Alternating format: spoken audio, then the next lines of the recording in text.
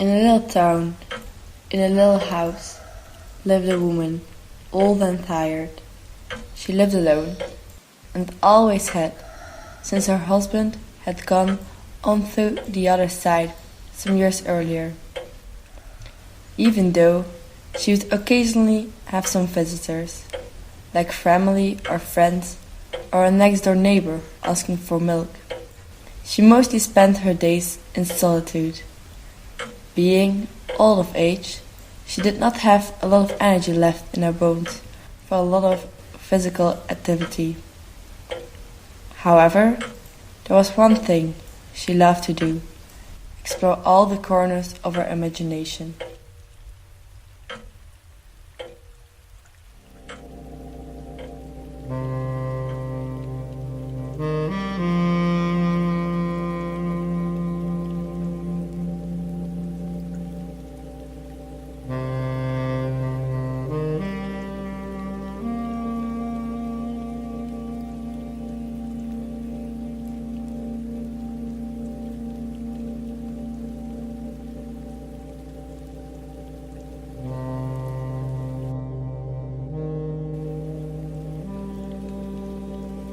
There she was, 50 years younger.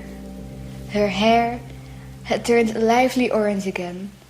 Her skin was soft and smooth once more. She felt the energy going through her limbs like she hadn't felt it for decades. And she knew exactly what she wanted to do.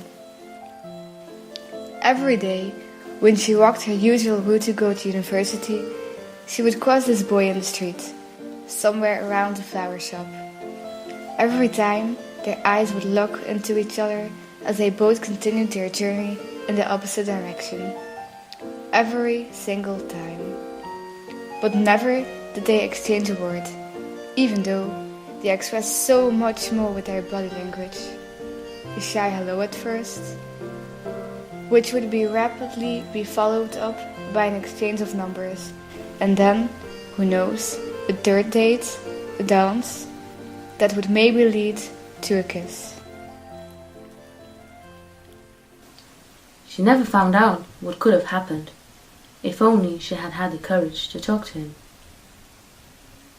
The old woman abandoned this reflection and looked at the picture in the frame next to her bedside table. Her younger self was posing happily for the photographer, in the arms of a different person, her husband. She smiled and decided that she had no regrets. Her eye then wandered off to another object in her room. Slowly she began to fix her attention on her university degree that she had framed and hung up against the wall. She had always been so proud of it. But in some dark corner of her mind, hidden away somewhere, something had always been repressed throughout her life. This idea now began to grow in her mind.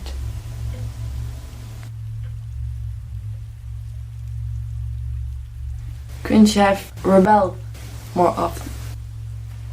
Why had you always been the good girl, the sweet girl, that never would harm a fly? How boring. Couldn't you have had a little more fun? A can of graffiti.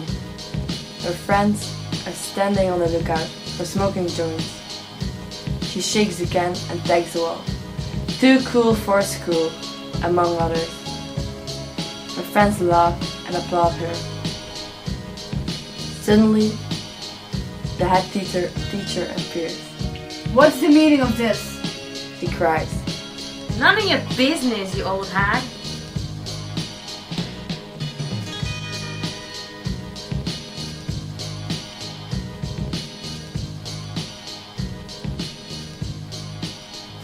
The girl looked shocked. Did she really just say that? The old woman shakes her head, happy and relieved she had always done the right thing.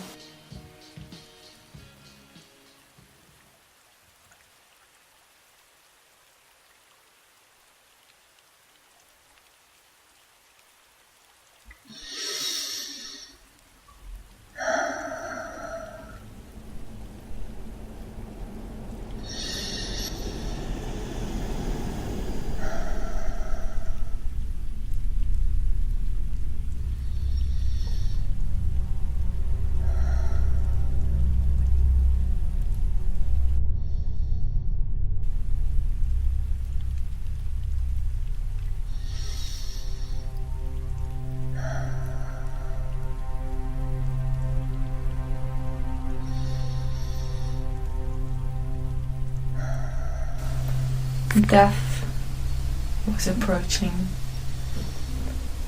She could feel its cold fingers slowly grabbing her tired heart tighter and tighter. She would no longer resist.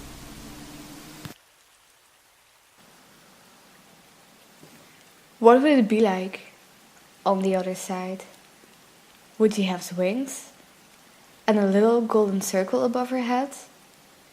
Would it just be darkness? More importantly, would she see her husband again, who had gone before her so many years ago? Suddenly, a silly little thought crossed her mind.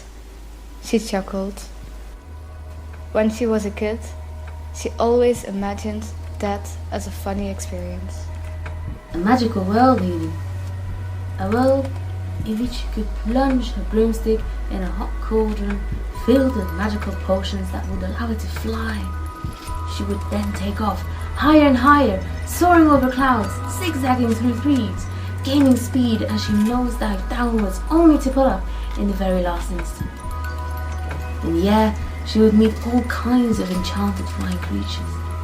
No regular birds appear, but birds the shape of planes that would escort her through the skies and with whom she would play. The old woman smiled.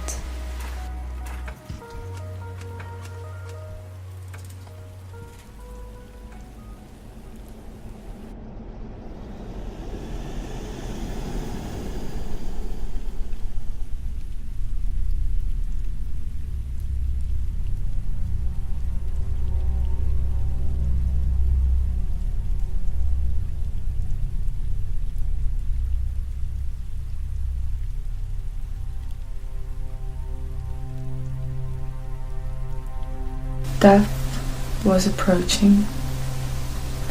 She could feel its cold fingers slowly grabbing her tired heart tighter and tighter.